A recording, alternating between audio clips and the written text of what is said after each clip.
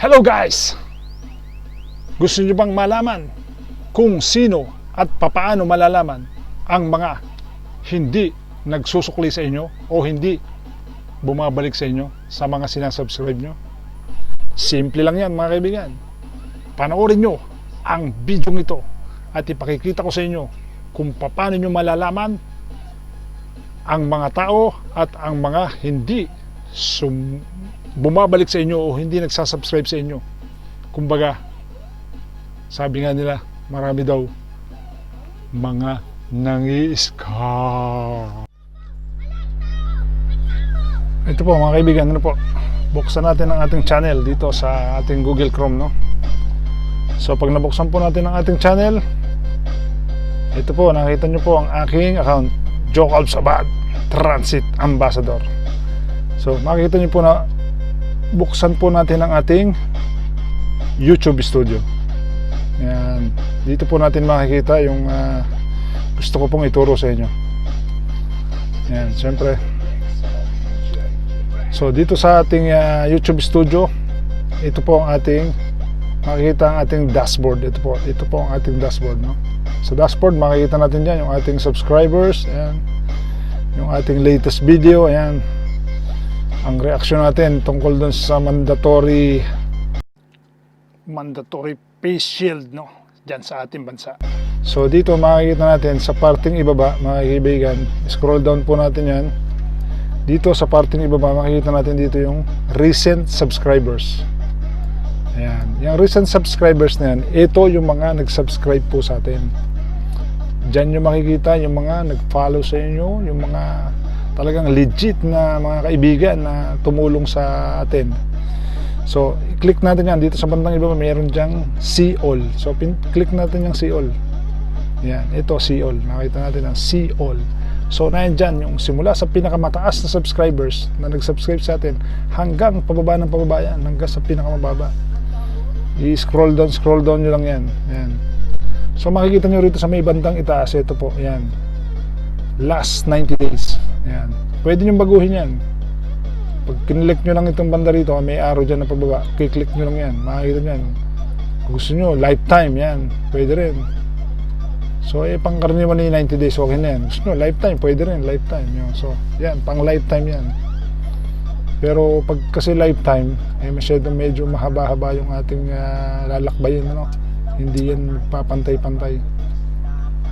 Pero okay pa rin. Mas nasa inyo yan kung talagang gusto niyo makita lahat yung mga nag-subscribe sa inyo.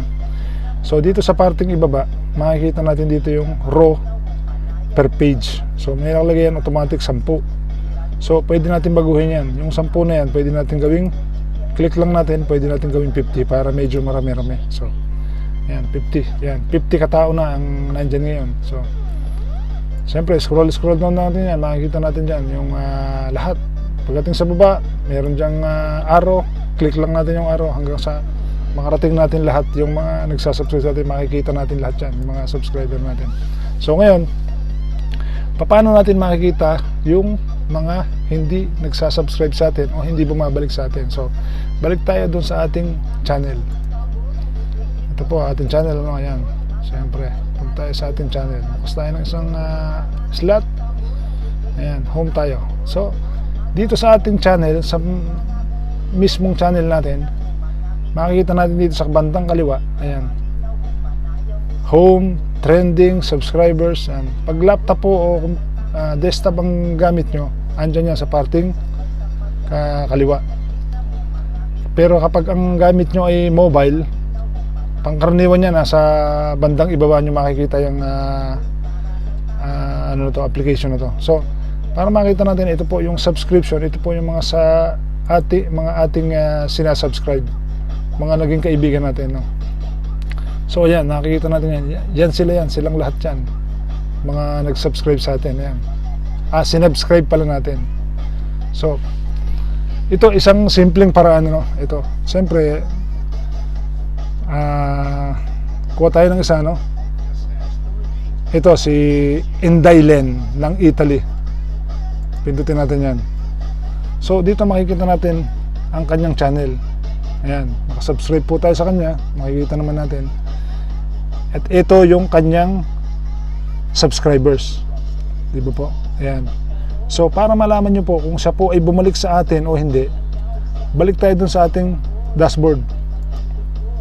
Binuksan natin to, ayan ang ating dashboard. So puntahan natin yung area na yon na mahigit na 1.77 subscriber. Nakalagay yan. Dito sa parting ito sa gitna, ito. Yung parting gitna na to, ayan. Dito nyo makikita yung mga subscribers nila. Diyan ka kukuha. Kasi sinubscribe mo nga siya. Para malaman mong siya bumalik o hindi, puntahan mo yung subscription na subscribers na gano'n ang halaga. Ang bilang, no? ng subscribers. So, baba lang natin baba. Scroll down lang tayo. Ayan. Click natin tong arrow na to. Ayan. Babalik sa taas. Scroll down lang natin. So makikita natin ito.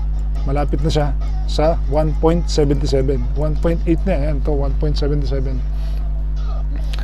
Pag nakita natin yung 1.77 na yan. Ito siya. Ayan. Nakalagay siya. Andito siya. Makikita natin mga kaibigan, ayan, si Inday Len ng Italy. Ibig sabihin, nakasubscribe siya sa akin. Di ba po? Ayan, makikita nyo. So, ibig sabihin, siya yung bumalik sa akin. Bumalik siya sa akin. Kung mapapansin nyo, itong nasa gilid na to, mayroong nakalagay dyan, unsubscribe. At saka ito, kita nyo, si Contrabida Vlog. Nakalagay dyan, subscribe. Ibig sabihin, nakasubscribe siya sa akin. Pero ako, hindi pa ako nakakabalik sa kanya. Makikita nyo rin dyan. Pagka ito'y nakakulay blue pa, ibig sabihin hindi nyo pa siya nababalikan. Itong si Contrabida. Di ba? Pero pag ang nakalagay dyan unsubscribe na, ibig sabihin kati kayo nakasubscribe na sa kanya. So para kayo makabalik sa kanya, nakita siyempre siguro hinihintay rin niya kayo. Hindi pa ako nakasubscribe sa kanya, ibig sabihin yan, nakabulong ganyan, ako ang hindi pa nakasubscribe sa kanya, o tayo o kayo pag nakita nyong blue pa siya. So para mabilang ka sa kanya na nag-subscribe ka sa kanya, itapat mo yung arrow mo sa pangalan niya. Ito, i-click mo lang yung pangalan niya. Yan, lalabas yung kanyang channel, si Contrabida. Ayan. So para masubscribe ka dyan, kuha ka ng video niya, panoorin mo yung video niya na gusto mong mapanood sa video niya, di ba? Para makapag-iwan ka ng comment sa kanya na malaman niya na tayo nakapag-subscribe na sa kanya, na nakasukli na sa kanya. Ayan, tignan po natin siya. Ito siya. Hop, meron na siyang harang. Siyempre, yung harang ang importante sa lahat. Huwag natin i-skip yan, mga kaibigan.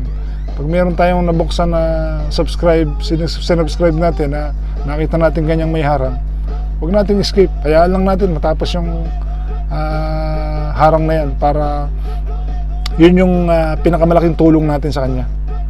'Di ba? May utang ako sa kanya, hindi ko siya na-subscribe kagad. Hindi ako nakabalik sa kanya kagad. So, ayan. Ibinabalik ko sa kanya na pati yung harang, papanoorin ko 'yan para sa kanya. So, hintayin lang natin mga kaibigan. Siyempre, hindi ko naman pwedeng basta escape 'yan, sayang. 'Di ba? So, diyan niyo malalaman mga kaibigan kung paano malalaman natin kung nag-subscribe sila o hindi sa atin, o kung bumalik sila o nagsukli sila sa atin. Diyan nyo malalaman doon sa application na yun, sa dashboard natin. Makikita nyo yung mga hindi bumabalik sa inyo sa pamagitan na ito. So hindi ko naman pwedeng putulin to, para maipakita ko na rin sa inyo kung paano, no? Yun. Pag may ganyang mga harang, pabayaan lang natin yan. Wala tayong magagawa dyan. Hindi natin pwedeng baliwalain yan, dahil yan karapatan ng bawat isa sa atin. Diyan tayo nagkakaroon ng alam niyo na, di ba? Yan ang hinahangad ng bawat isa sa atin. Kaya kung yan puputulin natin o skip natin, sayang. Baliwala yung ating pagsuporta sa kapwa natin na vlogger. Dahil yan naman ang kailangan ng bawat isa sa atin, na magkaroon tayo ng ganyang harang. So, ayan na natin siya, yan, di ba? Habang naghihintay tayo, ibabalik natin yan kay Inday yan. Dahil nandun nga siya, nakita natin yung pangalan niya doon sa aking dashboard. Ibig sabihin, siya nag-subscribe din sa akin. Ang problema, ako yung hindi nag-subscribe dun sa kay Contrabida. Kaya ngayon, Miss Contrabida, Ito, hinihintay ko lang matapos yung iyong harang at talagang babalikan kita. Ngayon din oras na to. Yan mga kaibigan, ano.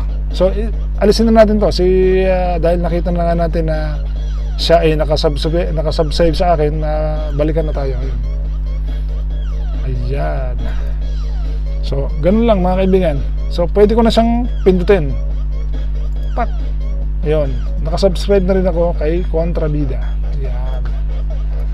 Ganyan lang mga kaibigan. So balik tayo, no, sa ating channel. Ganyan lang mga kaibigan, no? Tapos na yung kanyang advertisement, siyempre. At napagbigyan natin siya, napakarami nga. Ito ang kanyang intro ni Miss Kontrabida, no? Ayan. Siyempre, ganyan po, bago kayo mag-subscribe, siyempre kailangan yung i-thumbsuck yan, siyempre. So pag na-thumbsuck na yan, panoorin niyo yung kanyang video. Siyempre, paabutin natin ng mga ilang minuto para maging legit yung ating pagdikit sa bawat isa, no? Kailangan talaga legit ang pagdikit-dikit natin para hindi nasasayang. Kasi pag hindi natin pinanood yung video at bigla tayo nag-subscribe, sayang. Hindi na ako magbabakas dito dahil ipinapakita ko naman na talagang pinaparood ko yung kanyang video. Pero maya-maya konti sasubscribe ko na rin siya. So ganun ang mga pamamaraan mga kaibigan. Babalik tayo, doon tayo ulit sa ating paksa ngayon. Ito, tungkol doon sa para malaman natin yung paano natin malalaman na hindi tayo binabalikan ng ating mga sinasubscribe. Okay. Bigyan po natin to. I-subscribe ko na muna, i-notification bell ko na muna siya, no? At ako'y babalik doon sa ating paksa. Ayan. Balik tayo sa ating paksa. Balik tayo doon sa ating subscription. Ito po. Balik tayo sa ating subscription. Ayan. So diyan nyo lang po makikita. Pag sa subscription, doon po buksan yung subscription. O kaya isang bagay pa, napakasimple, no? Kung hindi man sa subscription natin buksan, meron tayong notification, ano? Doon sa notification natin yung mga bago nating mga dinidikitan. Pasok tayo, punta tayo, tingnan natin yung notification, no? Dito sa bandang kanan naman merong bell dyan. Ito yung notification bell natin, na kapag meron tayong bagong sinasubscribe o napindot natin yung bell doon sa ating subscription, lahat po ng mga nagiging pag meron silang bagong gawang video, papasok po sa atin. So ito, tignan natin tong isa, no? Kuha tayo ng isa dito, i-click lang natin yan para makita natin siya. So hindi naman para manood tayo ng kanyang video, kundi malaman natin. So si Anelo, ito, napakaliit pa niya, no? 804 pa lang ang kanyang subscriber. So napakaliit. So babalik tayo din sa ating channel, sa ating dashboard, no? So puntahan natin yung bilang na 800 dun sa mga subscribers na to, no? Para makita natin kung itong si